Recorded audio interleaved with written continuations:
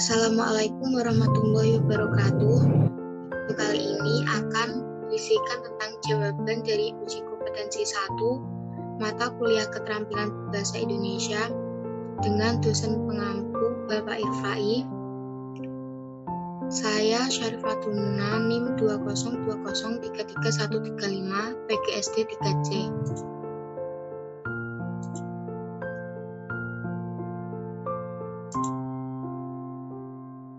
Soal pertama, jelaskan berdasarkan temuan mahasiswa di lapangan, faktor apa saja yang menyebabkan terjadinya kesalahan penulisan ejaan. Berikan contoh kesalahan ejaan yang sering muncul. Jawaban: faktor-faktor yang menyebabkan terjadinya kesalahan penulisan ejaan adalah kurangnya penguasaan kaidah penulisan ejaan, kurang ketelitian dalam menulis, penguasaan kosakata yang kurang, kurangnya minat baca, kesalahan dalam penggunaan bahasa Indonesia yang baik dan benar. Contoh, fototropi, yang benar adalah fotokopi. Praktek, yang benar adalah praktik.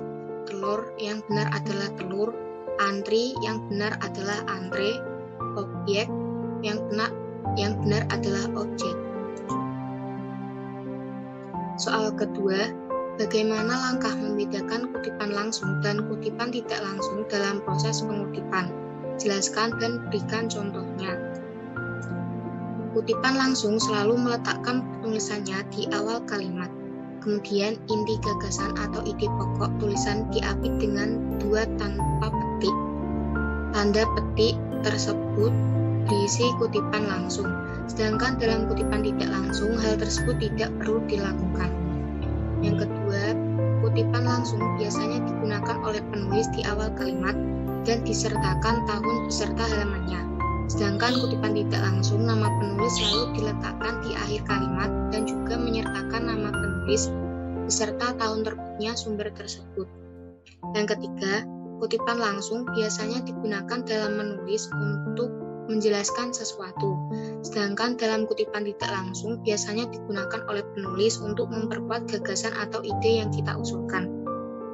Keempat, kutipan langsung biasanya lebih panjang dibandingkan dengan kutipan tidak langsung.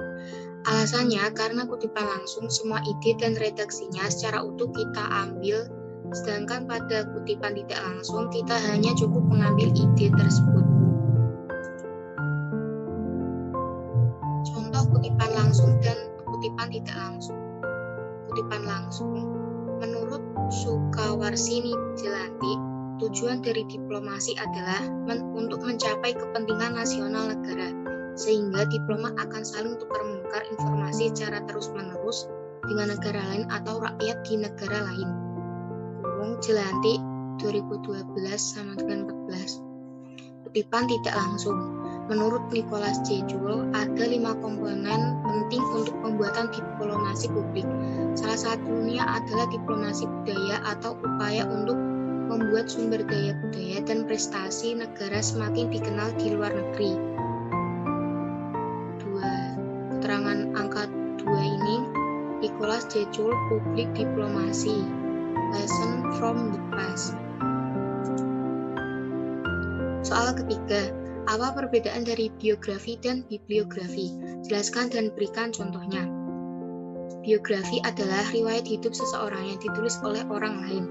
Karena biografi disusun oleh orang lain, dalam menulis biografi, biasanya penulis biografi mengandalkan berbagai sudut pandang terkait tokoh serta bermacam dokumen pendukung.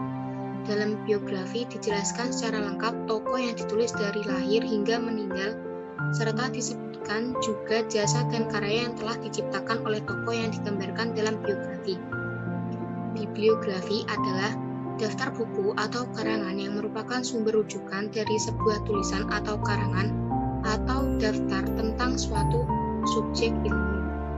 Dan bisa dikatakan bibliografi adalah daftar pustaka. Bibliografi mencakup deskripsi buku yang meliputi judul, pengarang, tahun terbit, nama terbit, serta kota terbit. Contoh biografi dan bibliografi. Contoh biografi di sini biografi R.A. Kartini, sedangkan bibliografi di sini terdapat contoh bibliografi dari bacaan.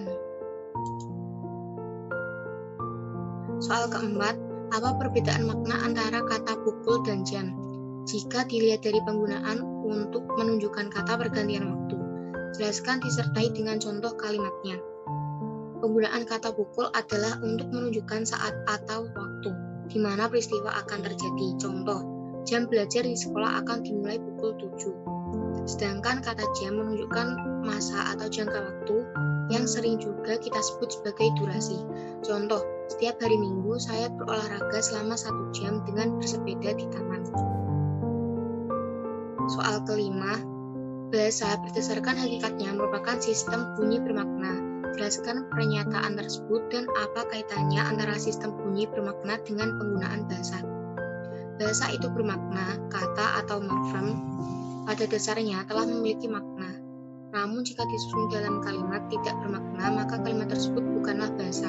Oleh karena itu, segala ucapan yang tidak bermakna bukanlah bahasa. Bahasa adalah sistem bunyi bermakna yang digunakan untuk berkomunikasi oleh sekelompok manusia. Bahasa digunakan untuk berinteraksi, mengidentifikasi, memahami pikiran lawan bicara. Sistem bunyi berkaitan erat dengan penggunaan bahasa karena digunakan sebagai alat komunikasi. Soal keenam, mengapa sering terjadi kesalahan penulisan tanda koma? Jelaskan disertai 5 contoh kesalahan tersebut. Kurangnya kemampuan siswa dalam menggunakan tanda baca, kaidah penggunaan tanda koma yang terlalu banyak, waktu belajar yang tidak cukup sehingga terburu-buru, siswa belum bisa membedakan anak kalimat dengan induk kalimat, kurangnya tingkat ketelitian siswa. Memisah unsur rincian dalam kalimat. Pada rincian terakhir yang biasanya diikuti kata hubung, sebelumnya tetap diberi tanda koma. Contoh yang benar, aku hanya membawa buku, koma, tas, koma, dan pensil. Contoh yang salah, aku hanya membawa buku, koma, tas, dan pensil. Contoh benar, Tina membeli apel, koma, mangga, koma, dan pepaya. Contoh yang salah, Tina membeli apel, koma, mangga, dan pepaya. Penggunaan mengikuti kata hubung. Tanda koma terletak sebelum kata hubung yang terletak di tengah kalimat dan setelah kata hubung yang terletak di akhir kalimat. Contoh benar, dia sangat pandai bergaul di luar koma, tetapi sangat diam jika di dalam rumah. Contoh yang salah, dia sangat pandai bergaul di luar tetapi, koma, sangat diam jika di dalam rumah. Pemisah antara anak kalimat yang mendahului induk kalimat. Hal ini tidak berlaku bila induk kalimat yang mendahului anak kalimat. Contoh benar, karena diejek oleh teman-temannya, koma, Adik tidak mau sekolah lagi. Contoh yang salah, Adik tidak mau sekolah lagi, koma, karena diejek oleh teman-temannya. Contoh benar, karena salah memakai seragam, koma, Indana tidak mau berangkat sekolah. Contoh yang salah, Indana tidak mau berangkat sekolah, koma, karena salah memakai seragam. Soal ketujuh, apa perbedaan dari makna dari tanda titik 2 dengan titik koma? Jelaskan disertai 2 contoh penggunaan tanda tersebut yang benar.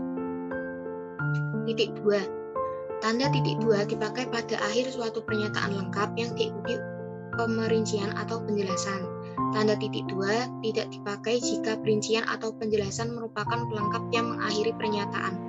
Tanda titik 2 dipakai sesudah kata atau ungkapan yang memerlukan pemberian dalam kurung penjelasan penggambaran. Tanda titik 2 dipakai dalam naskah drama setelah kata yang menunjukkan pelaku dalam percakapan. Contoh, hanya ada 2 pilihan bagi para pejuang kemerdekaan, sama dengan titik 2, hidup atau mati.